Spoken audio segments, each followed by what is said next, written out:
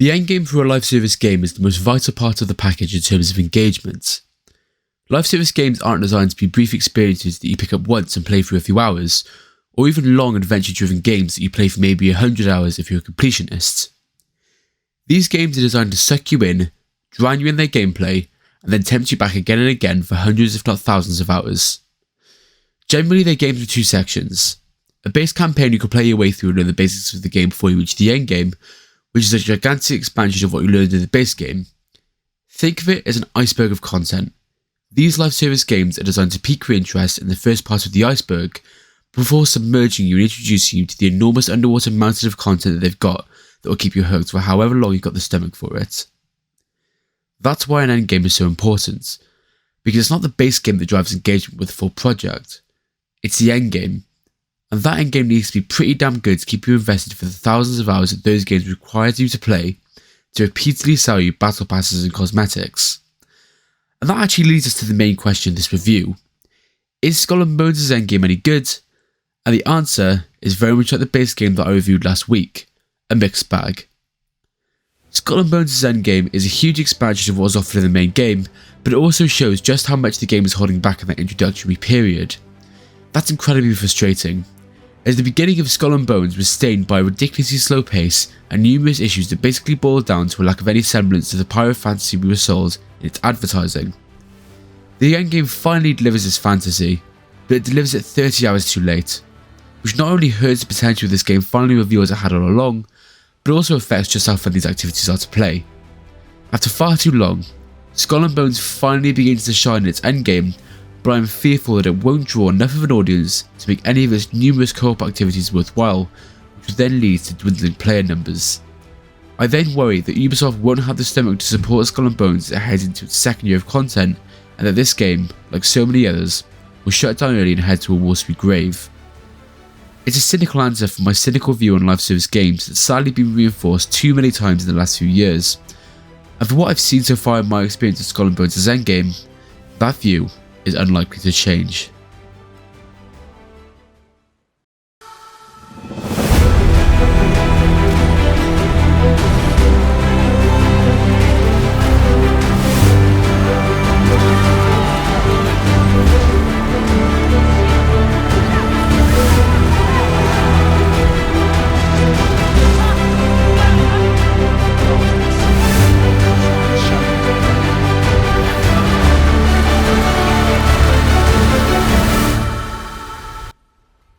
It's always difficult to review an endgame.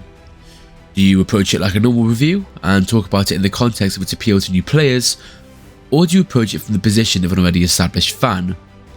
Well, I think that a definitive answer to that question would be almost impossible, as every endgame is totally different, so it's very much a case-by-case basis.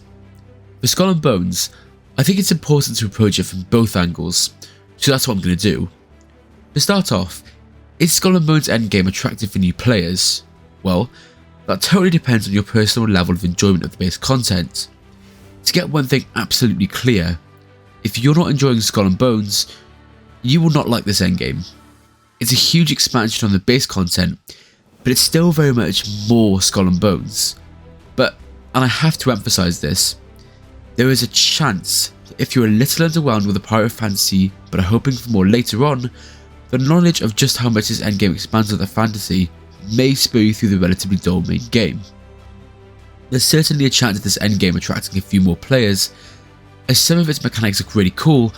I just think that its capacity to attract a greater audience is hampered by just how long and arduous the process of getting from main game to endgame is.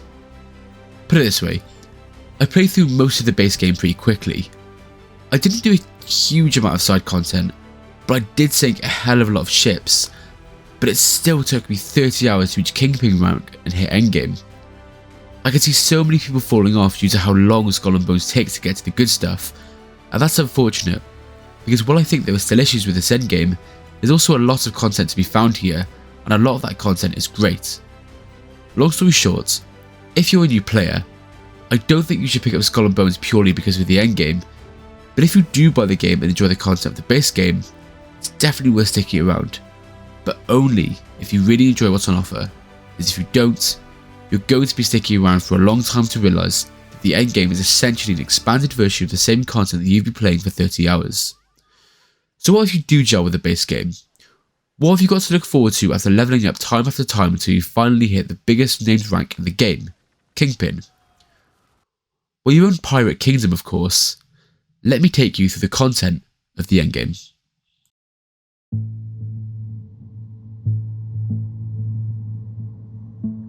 By the time you reach the endgame in Skull and Bones, you'll have had a few interactions with the Helm already.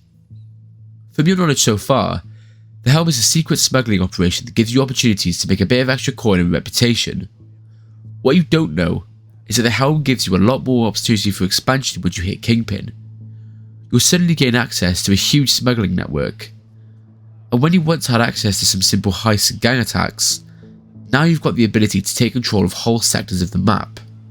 Essentially, every 15 minutes a takeover opportunity appears on the map, which is basically a PvP version of a normal plunder. You'll travel to the zone, wait until the event starts, and then you'll sink enemy ships to fill a progress bar.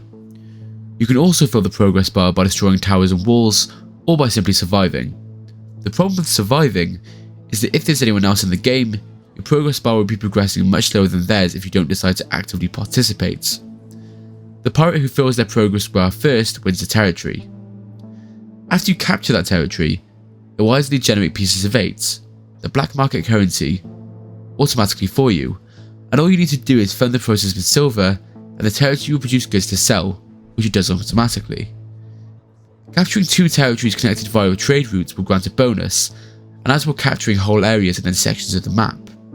There are 3 sections currently, with the first one unlocked automatically and the other 2 costing 5,000 pieces of 8 each.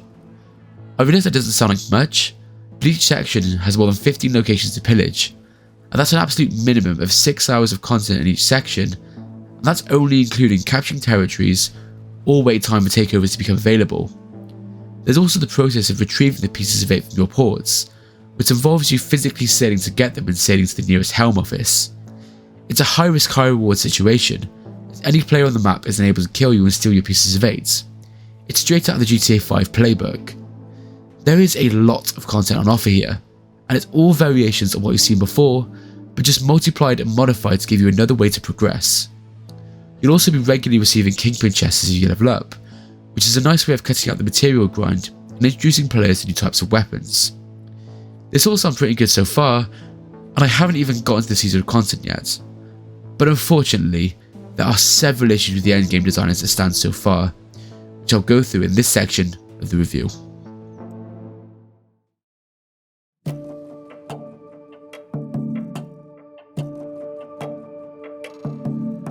Skull and Bones' endgame does expand hugely on the possibilities offered by its core game design, but it doesn't do anything to progress that design. This is very much a package that will offer you more, but it won't offer you anything better. The reason I've so far praised this endgame is because it introduces things that vastly expand on your ability to use the main game's features to fulfill your Pirate Empire fantasy. The issue with this is it's made me realise just how much these features should have been in the base game. Skull and Bones has been criticised from all angles as being a pretty threadbare offering in terms of actually being able to see your pirate dreams come to fruition, apart from a slightly stronger ship and a more colourful title. In the endgame, you actually see your pirate empire grow. It really makes you realise just how little the base game offered you in terms of progression, as suddenly your empire is increasing by leaps and bounds, whereas before it basically didn't exist at all. It soured the early game for me, as I remember being frustrated at just how slow the game moved me forward, only to discover that there was so much being hidden from me in the endgame. I think that a little integration of the endgame content into the base game would have helped this a bit, such as the potential to slowly unlock small sections of the map bit by bit as you discover it.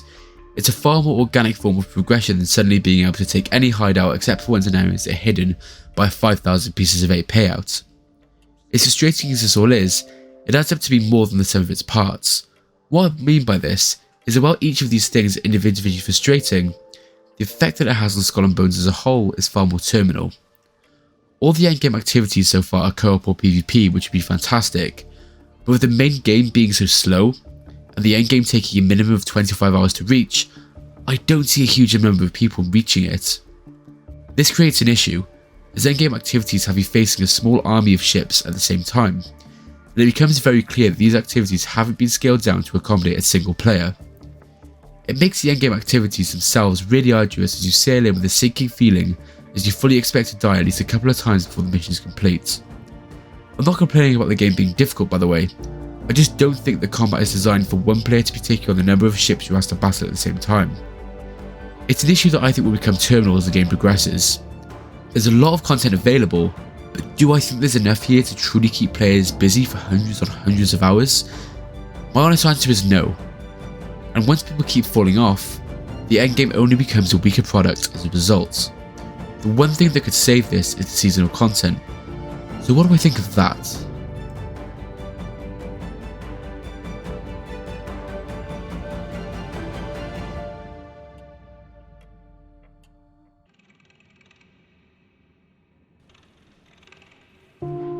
Well, my simple answer to whether I think the seasonal content in Skull and Bones is good enough to save the endgame is no. In fact, it doesn't actually get much more complicated than that. I don't think that what Ubisoft has given us here is either particularly good or content rich enough to keep people invested for the months-long period until the next season. I know there are posters about what the game is advertised to have added, but in my experience, it added very little in reality. If you want to see a decent format of seasonal content that was added to the game in meaningful ways, then look at something similar to Destiny. Skull and Bones get this completely wrong. What the seasonal content essentially gives you is a new faction that quickly becomes the most irritating faction in the game, a couple of generic missions that boil down to kill ship, bring item back to vendor, and a season pass that's not too bad, but nothing outstanding. It's basically a whole load of nothing. I didn't notice it altering my gameplay experience in any meaningful way, apart from the fact that I now had to avoid the seasonal faction ships, as for some reason they would absolutely Shrek me. They're just tanks, even if I went past them. Like, it's ridiculous. Even though I was the same level as them, they are so hard to kill and do so much damage. It's just a complete lack of balance. Essentially, the seasonal content made my gameplay worse, not better, and the missions that the seasonal pass vendor gives you are painfully generic. They're so nothingy that you don't even notice you're completing them. That's not how a season of a live service game should feel. A new season should alter the way you play by ushering in a new wave of content, giving you a reason to continue grinding. This season pass just feels like an excuse for Ubisoft to keep the ship afloat by selling you cosmetics, and very little else.